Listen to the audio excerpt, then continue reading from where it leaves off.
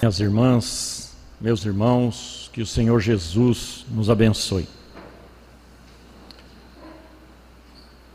O grande filósofo grego Sócrates disse certa vez que uma vida sem reflexão não vale a pena ser vivida.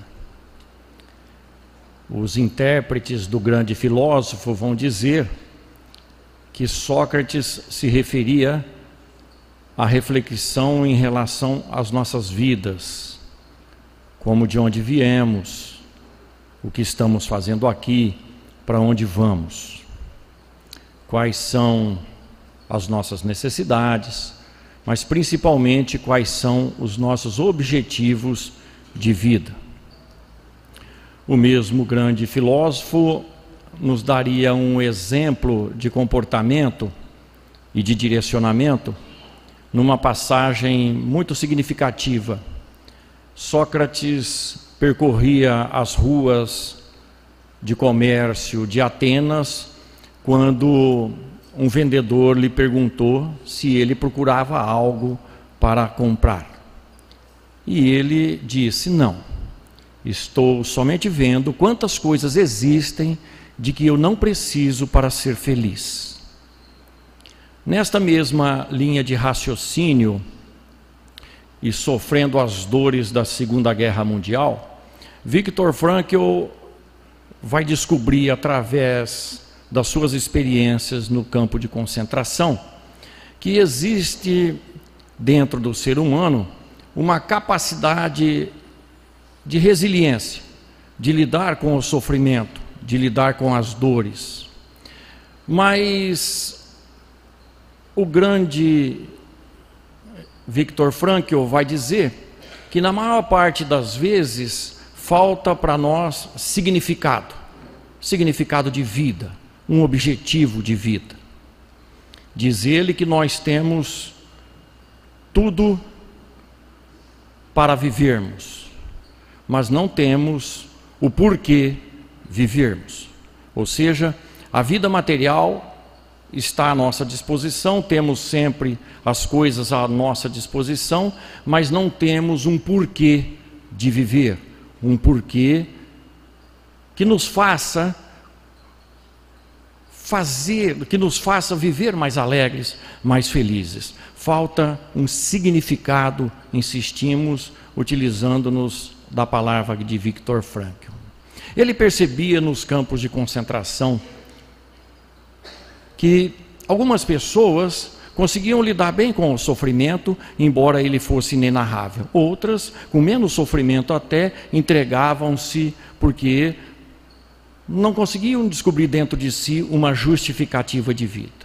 Com isso, Viktor Frankl cria a logoterapia, uma terapia que nos leva a descobrir quais são os nossos reais objetivos de vida, quais são os nossos alinhamentos existenciais. Mais modernamente, o influente sociólogo polonês Zygmunt Bauman vai falar para nós da modernidade líquida, onde ele analisa a forma como temos vivido, a forma como tem se esvaído de nossas mãos pelos vãos dos dedos os valores humanos, as velhas tradições humanas, e onde se vive hoje de uma forma muito fugidia, seja no relacionamento profissional, seja no relacionamento social, seja no relacionamento político. As pessoas vivem tão somente para o dia a dia, buscando os seus interesses e com objetivos quase sempre imediatistas, não existindo dentro de si objetivos macros, principalmente voltados para o ser humano que existe dentro de nós.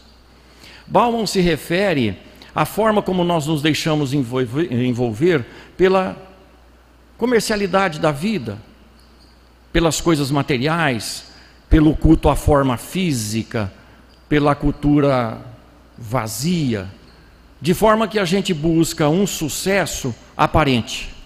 E com isso a gente esquece o sucesso maior que nós viemos buscar aqui, que é transcender a nossa própria natureza. Numa página memorável, intitulada Vazio Existencial, Joana de Ângeles vai falar para nós, na mesma linha de raciocínio de Bauman, que nós nos deixamos levar, principalmente nos dias de hoje, pela mídia, que é controlada, evidentemente, pelos interesses comerciais. Utilizando-se de pessoas que aos nossos olhos adquiriram um determinado sucesso, que são vistas por grande parte da população brasileira, quiçá mundial, nós nos espelhamos nessas pessoas no intuito de utilizarmos do mecanismo comercial para nos autoafirmarmos enquanto seres humanos. E daí nós compramos tudo aquilo que elas oferecem, ou buscamos tudo aquilo que elas oferecem pelas linhas comerciais. O vazio vai aumentando porque à medida em que a gente se envolve em coisas materiais, nós deixamos a parte espiritual de fora. Consequentemente, estamos abrindo mão da nossa essência para vivermos uma vida onde tão somente a aparência é transferida à conta de sucesso para o nosso entendimento. É uma questão de objetivos. Quais são os nossos objetivos?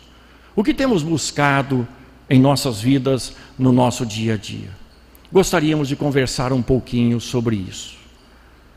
Facilmente a gente se engana de objetivo porque o nosso espírito, ser imortal que é, criado simples e ignorante e destinado à perfeição, precisa caminhar uma linha de progresso. E em caminhando uma linha de progresso, ele vai adquirindo experiências. E se essas experiências não transcenderem a materialidade, ele não construirá, palavras de Joana de Ângeles, um alicerce para as realizações do futuro. Uma pessoa que não constrói uma vida no presente, não tem passado, diz ela, e não tendo passado, não se tem alicerce para o futuro. Ou seja, o futuro é para onde nós estamos indo. E se nós não tivermos um alicerce espiritual, a nossa vida continuará sendo vazia e o círculo fechado das reencarnações compulsórias nos manterá numa vida de ação e reação infantil, utilizando-nos da interpretação de André Luiz. O que temos feito de nossas vidas? Já refletimos acerca do que estamos fazendo aqui? É bem verdade que nos dias atuais, quando os problemas se avolumam, quando a situação fica mais crítica, seja dentro de casa ou seja no mundo lá fora, a gente, espíritas, temos uma certa facilidade de perguntar: o que será que fiz na outra vida para estar passando por isso? Onde foi que arrumei esse karma? E olha para o marido. Nós já temos uma noção de passado refletindo no momento presente, mas quanto temos observado nos dias de hoje aquilo que vale a pena ser vivido e experimentado para construirmos um futuro? Pois que se já temos a noção de que o passado está refletindo nesta existência, neste momento, estamos vivendo uma vida que pedimos, vamos discutir isso aqui um pouquinho. Nós estamos também construindo agora o futuro. E insistimos, hoje, quais são os nossos reais objetivos? O objetivo macro de nossas vidas seria desenvolver o nosso espírito. E ao desenvolvermos o nosso espírito, nós haveríamos de encontrar todas as coisas que nos são necessárias, porque a divina providência, a mão de Deus, entre aspas, nos concede tudo aquilo de que temos real necessidade para o progresso do espírito. Ouçamos Jesus. O Evangelho de Jesus traz todas as orientações de que temos necessidade para vivermos bem hoje. Hoje, com todos os sofrimentos que temos. Palavras para vivermos bem hoje, visando evidentemente livrarmos-nos do passado que pesa e criarmos um futuro mais leve. O capítulo 6 do Evangelho de Mateus é extremamente rico de orientações do Senhor Jesus. É quando o evangelista nos fala do Pai Nosso, ensinado por Jesus, é quando Jesus fala para nós da nossa convivência com as coisas materiais, das nossas preocupações excessivas em abarrotar os nossos celeiros, esquecendo-nos que essa noite pode ser pedida a nossa alma. É nesse capítulo 6 ainda que Jesus vai dizer para nós observarmos os lírios do campo que não tecem e não fiam, e nem Salomão se vestiu como eles. É nesse capítulo que Jesus vai falar das aves do céu que não plantam e não colhem, Deus as alimenta. Enfim, é todo um capítulo extremamente rico com relação ao nosso comportamento material. E no penúltimo versículo, Jesus vai dar para nós a diretriz máxima para os nossos espíritos. O objetivo verdadeiro de nossas existências aqui na terra. Busca antes o reino dos céus e a sua justiça, e todas as outras coisas que vos são necessárias serão acrescentadas. Ora, o que é que o Senhor quer dizer com essa orientação? Evidentemente, nós precisamos analisar o que é céu na palavra de Jesus. E mesmo para nós outros aqui. Céu nada mais é do que o mundo espiritual. Céu é para onde nós queremos ir depois de desencarnarmos. E nós vamos para o mundo espiritual. Então, quando Jesus fala céu, ele está dizendo plano espiritual. Busca antes o reino dos céus, ou seja, o reino do Espírito. Ora, somos espíritos, numa condição de encarnados. Somos seres espirituais vivendo uma vida corporal e não o contrário. E Jesus está dizendo para o ser corporal buscar o reino do Espírito, que é a nossa essência. Mas Jesus acrescenta: e a sua justiça. Busca o reino dos céus e a sua justiça. O Senhor está dizendo que no reino dos céus, ou seja, no reino do Espírito, existe uma justiça. E se há uma justiça, tem que haver um corpo de leis. Sim, existe um corpo de leis. E numa oportunidade narrada no Evangelho, Jesus é questionado por um jovem doutor da lei qual era o maior mandamento da lei. Evidentemente, aquele jovem está pedindo a Jesus uma interpretação acerca do maior mandamento do Velho Testamento. E Jesus vai declinar aquilo que todos nós conhecemos: o amor a Deus sobre todas as coisas, e o segundo mandamento, o amor ao próximo como nós mesmos, estão lá no Velho Testamento. Aí está toda a lei e os profetas, acrescenta Jesus. Ora, toda a lei de Moisés e os profetas médios de outrora, os profetas traziam as informações do mundo dos espíritos. Consequentemente, pela boca dos profetas vinham também a realidade do espírito, que também está subordinada à lei de amor. Então, para o espírito, o amor é uma necessidade, o amor é uma realidade, o amor é lei. Ora, interpretando as leis naturais, o Consolador prometido por Jesus traz todas as leis de que temos necessidade de conhecermos e capacidade. O Consolador prometido, a doutrina espírita. E tudo isso está lá na terceira parte do Livro dos Espíritos. As leis que regem a vida do espírito, estão todas elas disponíveis lá. O interessante é que nós todos buscamos a felicidade. Automaticamente, objetivamente, queremos ser felizes, sem saber o que fazer, mas queremos. É da nossa natureza, é o que nos está reservado. E a primeira pergunta que abre a terceira parte do Livro dos Espíritos, na questão das leis naturais, tem tudo a ver com a nossa felicidade e os objetivos de vida nosso em relação a isso. É quando Allan Kardec pergunta de que forma se deve interpretar as leis naturais. E os Espíritos vão dizer que deve-se interpretar as leis naturais como sendo as leis de Deus, que é a única necessária para a felicidade do ser humano. E o ser humano só é infeliz porque está afastado da lei de Deus. Essa resposta já nos remete a uma indagação pessoal, íntima. Se eu não me sinto feliz, qual das leis de Deus eu estou transgredindo? Porque é a única necessária para a minha felicidade, e eu só sou infeliz porque estou afastado dela. Kardec é incisivo. pergunta para os espíritos: onde está escrito essa lei? Quantas vezes já comentamos e já ouvimos essa resposta? Está escrito, evidentemente, em nossa consciência. Ora, se a lei de Deus está dentro da nossa consciência, cada ato que nós perpetramos aqui, que foge da lei de Deus, criará um litígio dentro da nossa consciência, sendo transformada em desvio comportamental, desvio psíquico. E quando causa prejuízo, essa mesma lei será refletida, dirá André Luiz, no perispírito, produzindo uma mancha que deverá ser filtrada pelo corpo físico em maior ou menor tempo, sendo causa de sofrimento. Então a transgressão às leis de Deus não só desequilibram a nossa consciência, quanto tem a possibilidade de produzir problemáticas físicas mais cedo ou mais tarde, para corrigirmos esse desequilíbrio causado em nossa consciência.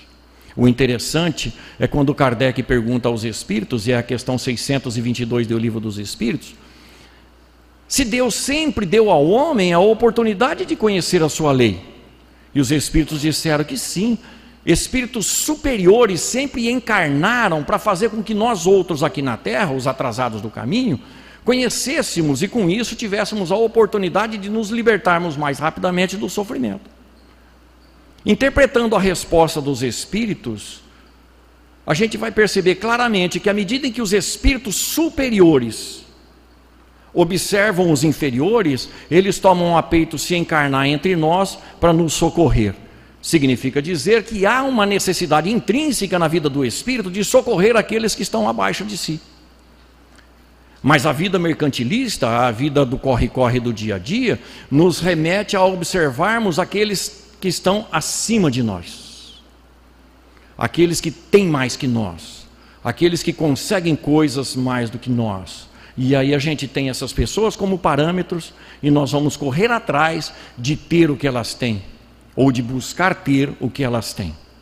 E isso será a causa de novas aflições para os nossos espíritos aqui na Terra.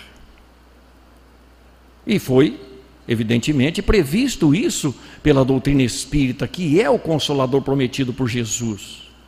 Na questão 926 do Livro dos Espíritos, Allan Kardec perguntou aos espíritos se com o desenvolvimento da sociedade humana não seriam criadas novas aflições, ou novas necessidades que acarretariam novas aflições. E os espíritos disseram que sim. O progresso faria com que coisas novas acontecessem, coisas novas surgissem, ou seja, a modernidade se renovaria todos os dias, trazendo coisas materiais aos nossos olhos, à nossa percepção, e nós imediatamente seríamos tentados a obtê-las. Quem de nós desejava um celular há 30 anos atrás? Não tinha celular há 30 anos atrás. E vivíamos bem, não vivíamos? Aqueles que estavam já reencarnados há 30 anos atrás. Mas qual é o celular que nós queremos hoje? Qual? Aquele que tem tudo, até mesmo a possibilidade de falar através dele. Aquele que tem tanta coisa que nos chama a atenção, que vai nos envolvendo de tal forma na tecnologia, que a gente não percebe o que acontece fora daquele aparelho.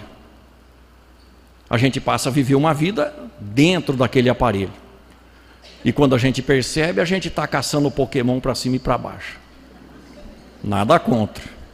Mas dia desses, nós passávamos pela marginal da Represa, de frente ao Teatro Paulo Moura. Meu Deus! Estamos falando de adultos, não estamos falando de crianças. Olha, o que tinha de caçador de Pokémon naquela praça, em frente ao Paulo Moura, é um negócio absurdo. Mais uma vez, nada contra. Apenas para contextualizar que nós somos atraídos por tantas coisas que nos chamam a atenção para desfocar de nós outros aquilo que é real, que a gente acaba se envolvendo numa perda de tempo sem fim, achando que com isso a gente está descansando. Em lei do trabalho, os espíritos vão dizer que há dois tipos de trabalho. O físico, evidentemente, o trabalho material para nosso sustento, que é onde também a gente desenvolve o nosso espírito, e o trabalho espiritual. Quando pode se dar o trabalho espiritual? Justamente quando a gente se afasta do trabalho material. O trabalho espiritual será aquele que toda vez que nós estivermos com as pessoas da família, ou com os amigos, a gente está focado neles. Isso é um trabalho espiritual, porque você está criando relações, está fortalecendo relações, mas todas as vezes que lá no almoço de domingo, todo mundo se reúne em torno da mesa, e a maior parte está envolvida com um aparelhinho tecnológico, não há trabalho espiritual. Há um desvio espiritual. Trabalho espiritual é quando nós pegamos um bom livro para ler, ou quando assistimos um bom filme, que enaltece a natureza humana, que força o nosso raciocínio a novos horizontes interpretativos da natureza humana. Isso é um trabalho espiritual. Será um trabalho espiritual também quando nós tomarmos como objetivo orarmos por aqueles que estão necessitando. Me parece que todas as famílias têm alguém precisando de oração. Se vocês não têm na família de vocês, elejam-me e orem por mim, por favor. Todos nós temos, ou não? E nós nos esquecemos disso. E às vezes vamos até dizer: quem sou eu para orar? Que força tem? Podeis fazer muito mais coisa do que eu tenho feito, se tiverdes vontade, para não falarmos fé, porque é uma questão de vontade. Então o trabalho espiritual pode ser feito em qualquer lugar, em qualquer situação. E é justamente isso que a modernidade, que Bauman chama de líquida, faz com que os nossos espíritos se desviem do seu real propósito. O nosso propósito é amar. Amar significa construir relações. Amar significa reconstruir relações. Amar significa fazer para o próximo aquilo que queremos para nós mesmos, diria Jesus. Objetivo macro, então, conhecer a natureza humana, nós. Buscarmos a perfeição. Para buscar a perfeição, todos nós sabemos, nós estabelecemos um roteiro reencarnatório. O Espírito, disse Jesus a Nicodemos, como o vento sopra onde quer.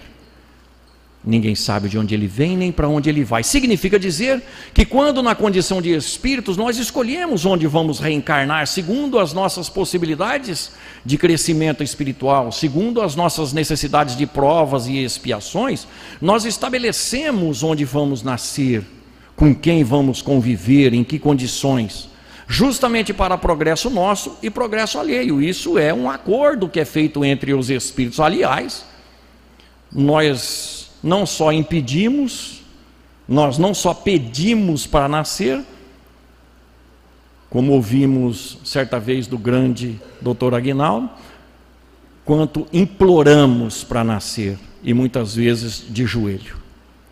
Ou seja, tudo aquilo que a gente reclama de nossas vidas que não está dando certo, tudo aquilo que nós reclamamos das pessoas que convivem conosco, nós transformamos em problemas quando nós sabíamos que existiriam esses problemas e os pedimos para que nós experimentássemos os valores do nosso espírito, porque viemos aqui para crescer e para fazer crescer. Então o objetivo macro de nossas vidas é desenvolver os nossos espíritos com os parâmetros apresentados por Jesus. E todos eles estudados pela doutrina espírita, a fim de que nós pudéssemos sedimentar mais rapidamente dentro de nós uma nova filosofia de vida, uma nova condição moral, de forma que as reencarnações futuras e o intervalo entre as reencarnações futuras se deem numa condição melhor. Para onde queremos ir depois dessa vida? Porque nós vamos para algum lugar depois dessa vida. Será que Será que nós voltaremos para o mesmo ambiente que nós estávamos? Seja ele qual for? Ou pioraremos ainda mais o nível? Mas nós temos a possibilidade de melhorar de nível. Abrir mão das coisas materiais? Não necessariamente. Precisamos trabalhar com aquilo que está em nossas mãos, mas que os mecanismos nos quais nós nos envolvemos sejam todos eles voltados para dar ao espírito uma nova fatia, um novo degrau de crescimento. Descobrir em nós os reais valores que viemos desenvolver aqui, e todos nós os temos. Para isso é preciso abnegar de si mesmo. É preciso olhar o próximo. Diz isso Viktor Frankl, diz isso Bauman, diz isso Joana de Ângeles e todos os grandes espíritos vinculados à mensagem do Consolador prometido. É preciso mudar de parâmetros comportamentais. Não só em relação às coisas materiais, mas também em relação à lei de amor. Temos aprendido na doutrina espírita a tal da caridade. No Livro dos Espíritos a gente vai encontrar, foi cantado aqui agora mesmo, a interpretação de Jesus acerca da caridade. Benevolência para com todos, indulgência para com as imperfeições alheias e perdão das ofensas. Mas será que é só isso? Não.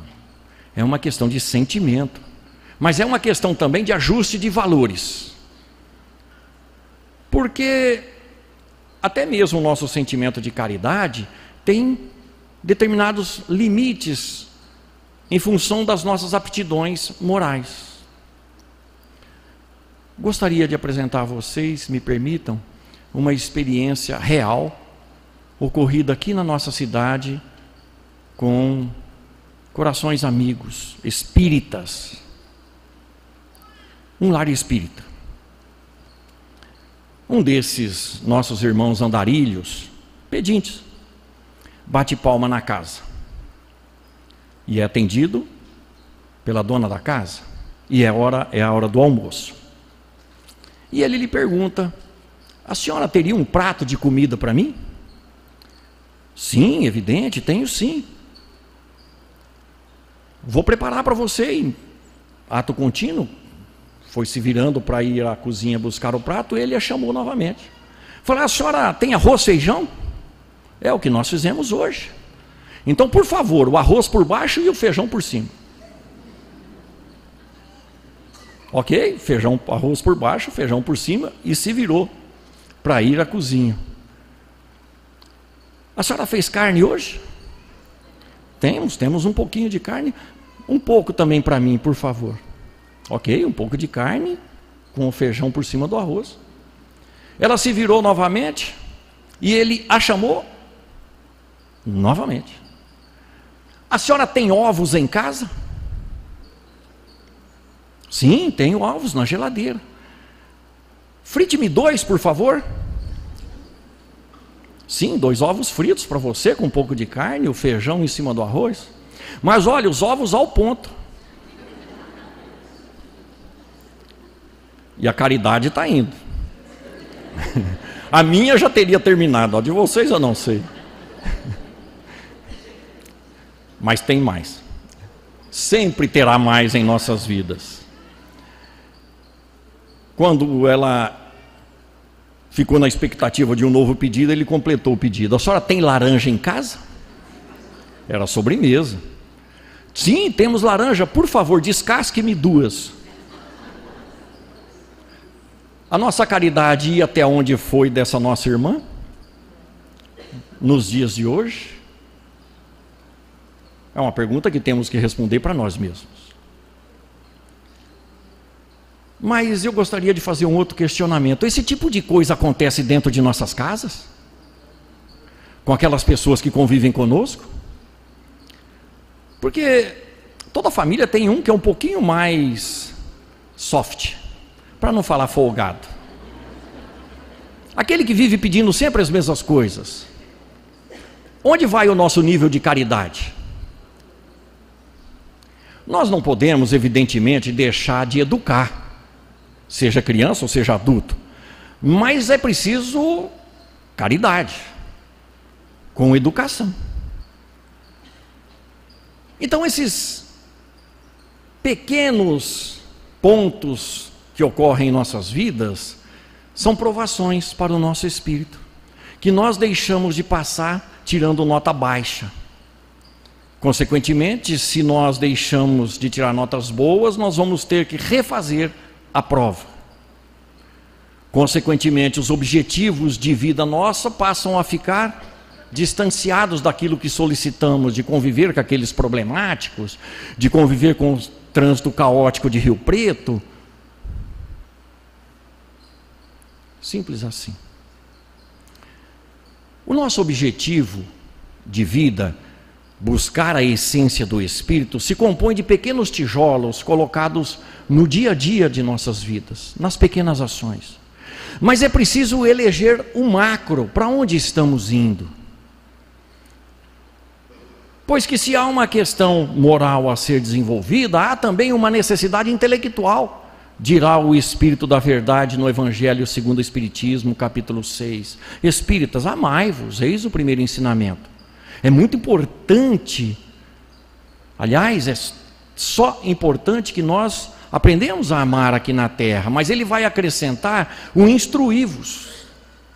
Necessariamente somos envolvidos para aprendizado do nosso espírito, porque atingir a perfeição não significa tão somente desenvolver o aspecto moral, é preciso desenvolver todos os atributos da natureza humana. E Allan Kardec dirá logo na introdução do Livro dos Espíritos que um dos atributos essenciais de nossa natureza é o do intelecto. Consequentemente, eu preciso aprender sempre, estar disposto ao aprendizado, para acompanhar mesmo a sociedade na qual estamos inseridos. Temos essa obrigação. André Luiz vai interpretar isso de uma forma muito objetiva. Estude sempre para fazer mais. Ou seja, quanto mais a gente aprende, mais a gente tem condição de fazer o que é certo para o nosso espírito. Então existe a necessidade de aprendermos, tanto quanto existe a necessidade de aprendermos intelectualmente, quanto a necessidade de amar. Mas não nos iludamos. Os Espíritos, na codificação, dizem que nós somos capazes de aprender em 1 hora no mundo dos Espíritos, quando estivemos lá e quando estivermos lá, o que demoraria séculos aqui na Terra. Por que disso? Porque quando nós estamos aqui encarnados, o nosso corpo físico oblitera, ele bloqueia as características e as qualidades do nosso espírito segundo as necessidades de provas e expiações aqui. Longe do corpo físico, no mundo dos espíritos, nós teremos a liberdade de tal forma à nossa disposição, psiquicamente falando, que nós seremos capazes de aprender muito mais rapidamente do que aprendemos aqui na Terra. Então é necessário aprender, mas nunca substituir o aprendizado intelectual, sufocando o aprendizado moral. Ainda no Livro dos Espíritos, vai aparecer na questão 860, e se eu não nos falha a memória, já falamos isso aqui algumas vezes, em outras oportunidades, vai aparecer qual é o nosso objetivo diário, comprovando isso que dissemos há pouco. Allan Kardec questiona com os espíritos superiores a respeito daqueles acontecimentos que a gente gostaria de evitar aqui na Terra. Então pergunta Kardec se é possível evitar pelos nossos próprios esforços. Pelos nossos próprios esforços. Kardec não está perguntando se Deus vai mudar as nossas vidas ao nosso simples pedido. Ele está perguntando se é possível evitar determinados acontecimentos que estavam planejados e vice-versa, se é possível evitar que isso ocorra com os nossos esforços. E os Espíritos disseram que sim, desde que isso se encaixe no padrão escolhido pelo Espírito para a vida em que ele está. Ou seja, há uma flexibilidade nos nossos planejamentos reencarnatórios, e não poderia ser diferente, porque o próprio Cristo vai dizer para nós pedirmos para obtermos. Mas ele também fala para buscar, ou seja, haja. Acione os mecanismos da vida a partir de você mesmo.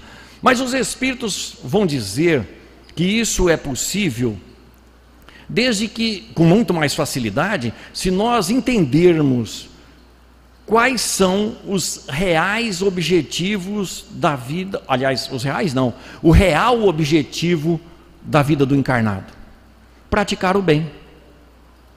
Ora, praticar o bem incessantemente, esse deveria ser o nosso objetivo diário, diz a codificação. Questão 860, vale a pena darmos uma estudada. Porque à medida em que a gente pratica o bem, apaga o mal que está em nossas consciências, como disse Pedro, o amor cobre uma multidão de pecados. A partir do momento que a gente faz o bem, a gente cria laços afetivos espirituais. Construímos ou costuramos o tecido da família espiritual. Raciocinemos. Se nós formos boas pessoas, praticantes constantes do bem, todo mundo vai querer reencarnar com a gente. Mas se eu não for uma boa pessoa, se eu for um desses problemáticos, aliás, sou, quem vai querer reencarnar comigo? Essa é uma pergunta que precisamos fazer, porque nós vamos reencarnar outras vezes. Lá no mundo dos espíritos, quando nós anunciarmos no alto-falante da colônia, depois de alguns anos no umbral, vou reencarnar, preciso de companheiros. Nós temos companheiros que queiram reencarnar com a gente? Porque a gente reclama daqueles que estão com a gente, mas aqueles que estão com a gente também reclamam da gente. Então a prática do bem vai solucionar todos esses problemas. A prática do bem vai criar uma expectativa positiva dentro de nós, onde o nosso objetivo vai ficando cada vez mais claro. Assim como os espíritos superiores socorrem os inferiores, nós, por nossa vez ainda inferiores, enxergaremos espíritos em condições piores ainda do que a nossa, e aí a gente vai começar a se condoer por eles, e vamos começar a trabalhar a favor deles, a despeito mesmo das nossas dificuldades e dos problemas que temos na vida. Jesus veio para os pecadores, e ele convidou os pecadores para a seara que é grande e onde vicejam poucos trabalhadores. Jesus desceu, entre aspas, a esse mundo de sombras ainda, para chamar os imperfeitos ao trabalho no bem. Somos nós. Quando Jesus observa um navarro, ele está vendo lá na frente um Bezerra de Menezes, um Emmanuel. Quando Jesus observa cada um de nós, ele está nos observando lá na frente, porque ele está educando o nosso espírito lá para o futuro. Mas é preciso ser dócil aos comandos do Espírito. Fénelon, no capítulo 5 do Evangelho segundo o Espiritismo, vai dizer que nós somos os nossos próprios construtores da infelicidade que existe em nós, por conta das escolhas ruins que fazemos. Quando as escolhas nossas se voltarem para os interesses do próximo, nós haveremos de nos sentir mais felizes, dirá também o grande Fénelon, na mensagem intitulada Tormentos Voluntários. Quais são os nossos objetivos? Crescer socialmente? Crescer financeiramente? Crescer intelectualmente?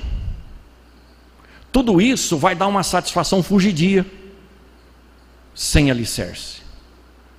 Mas se optarmos por desvendar o amor em Jesus, que sai de dentro de nós, ou deveria sair, para ir em direção ao próximo, nós haveremos de encontrar eco naquilo que nós planejamos para esta existência. É progredir, é praticar o bem para que as pessoas que convivam conosco sejam mais felizes. Porque assim como a vida pesa nos nossos ombros, pesa também para as pessoas, e nós não somos diferente delas. Somos todos iguais na linha de progresso aqui na Terra. Somos todos tripulantes. Tripulantes, porque depende de cada um de nós o rumo da embarcação das nossas vidas. Jesus continuará sendo por um bom tempo em nossas vidas o modelo e guia para seguirmos. É bem verdade que nós temos elegido muitas pessoas da mídia como exemplos e como padrão de referência.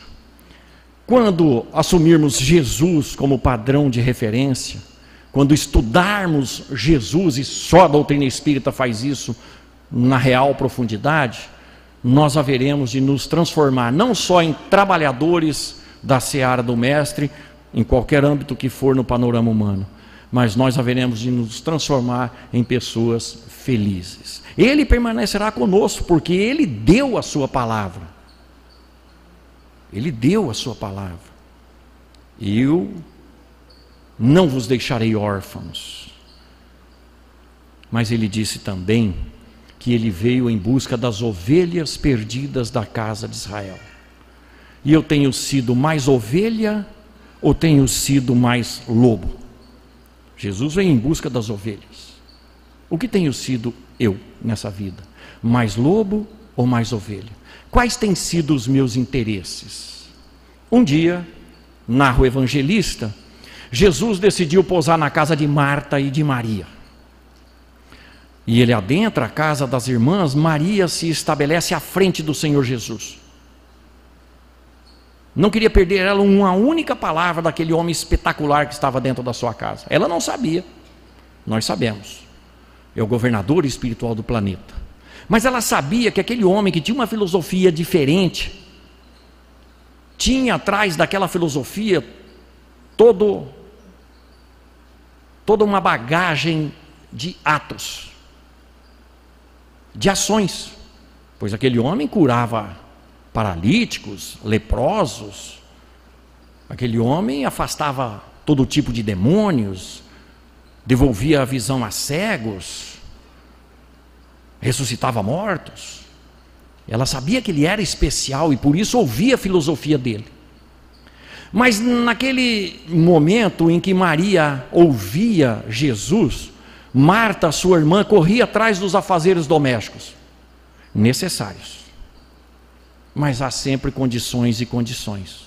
E naquela oportunidade, aquele homem espetacular dentro da casa dela, não era suficiente para ela deixar os afazeres do dia para se espiritualizar um pouco mais. Chegou um instante que os afazeres domésticos cansaram Marta e ela foi reclamar com Jesus. Tinha intimidade para isso. Senhor, não te dás que estou tão atribulada e Maria está aí? Queria ela que Jesus admoestasse Maria, para que Maria fosse cumprir com o seu papel dentro de casa, ajudar na limpeza, colocar as coisas em ordem. E Jesus disse para ela: Marta, Marta, estás afadigada com tantas coisas, uma só te é necessária. Maria escolheu a parte boa. Maria, naquela circunstância, escolheu a parte do Espírito. Tem sido essas nossas escolhas, o nosso objetivo de vida, o Espírito? Temos as nossas atribuições, é verdade, e são necessárias, mas nós já temos Jesus ao alcance de nossas mãos pelas letras da doutrina espírita. Nós temos Jesus ao alcance de nossos espíritos no silêncio do nosso quarto, ou no silêncio de nossas próprias almas no meio da multidão. O que estamos esperando para chamá-lo, para ser um amigo incondicional de todas as horas que ele se comprometeu a ser, para implantarmos um novo estilo de vida aqui na Terra? Porque tudo aquilo que estamos vivendo